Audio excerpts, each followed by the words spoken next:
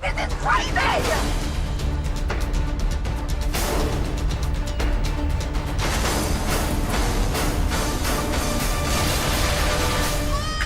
Hey, buddy. Cars don't fly. Hey, cars don't fly.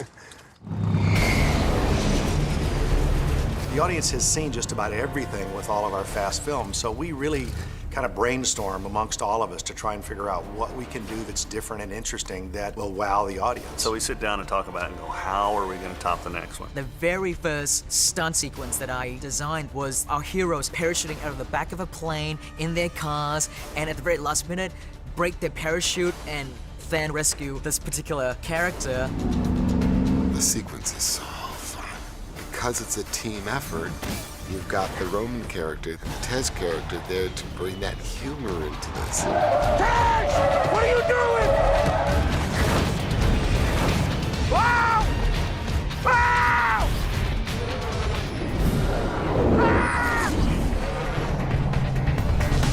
It's pretty cool. Day one, when Sparrow and I were called in to do second unit, they were discussing cars coming out of a C-130. What they didn't really realize was there were so many factors that are more complicated than probably any other sequence I've shot. So we definitely want to be low enough to see the chute opening in front of us. Right on. A number of people came out and said, well, people have thrown cars out of a C-130 before. So we knew it could be done. But how do you get cars coming out of an airplane that you can't control completely Oh my God, look at that. and have helicopters and crew and people down below and be 3 feet away from them and shoot them and do it exciting and safely? And so that was the R&D part of it, trying to figure out how to get all these cars out of the C-130 together with guys in the air with it and make them drop flat. Every single car that we dropped fell differently. And even though some of them were a little front heavy and some of them were back heavy, the weird thing is if you rolled the windows up, they tended to start stabilizing themselves. Because when we first sent the cars out with no drogue chute, they're free falling at 175. And so the skydivers could never catch them. They had to be a part of the car when it went out. So he said, you guys grab onto the cars. Just run out with them and grab onto it so that its first initial drop, when it's gaining its terminal velocity, you're with it. And that was the key element that made it all work. The operators we have were all from the Red Bull jump team, and they were all very good at knowing which is up and which is down pretty quickly, and then just fixing the car in the way that we need it and then getting away from it, because you can't hold on to the car and shoot it like that. You have to push the car away from you to get the wide shot that we need.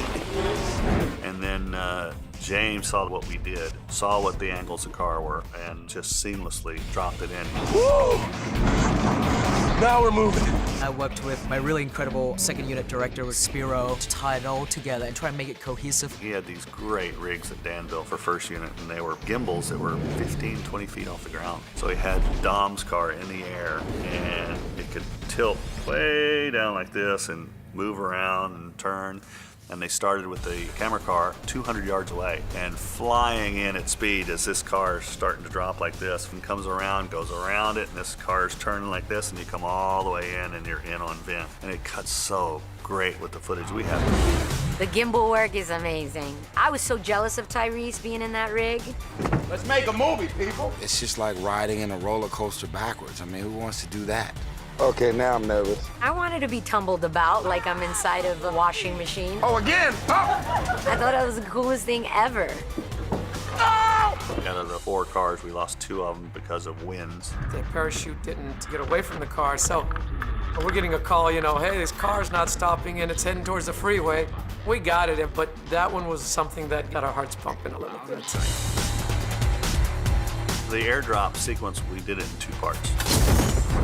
After these cars come out of the airplane, they land on top of a mountain with one road. Letty's gonna lead, followed by Ted. As they glide down, they're never gonna hit the ground. They just come to a stop and we pull them back to number 1. The big issue was they had to be real cars. We want the cars running in the air, and when they pull the release, this thing's gonna drop 10 or 12 feet out of the air, hit the ground, and take off and spin the tires. So Dan Sudik, our effects coordinator, came up with this trolley idea where he starts one crane very, very high up in the air, and then we pull the car all the way to the very top, which is almost 180, 200 feet up, and I was the first one to test it. So he trips the cable, I start gaining speed coming down this trolley, and as it bows out, then he trips the second one and it drops 12 feet and hits the ground, and I gas it up when we go through, and I thought, my God, this actually worked. He designed the slide for life for 4 of our hero cars, and huge cranes that we had to put in at Pikes Peak and slide these cars down, and then we'd release them, bounces one time, and they'd hit the road and go. By building a rig like this and doing it this way, it's just such a cool look on film. It's something you just don't ever see. I mean, a parachuting car and then releasing and dropping and then starting chasing. And then we had 4 of them doing it. I said very early on that this sequence will end up being a great trailer moment, and sure enough, it's in the first trailer. Hell yeah! Yeah, great, fantastic, awesome.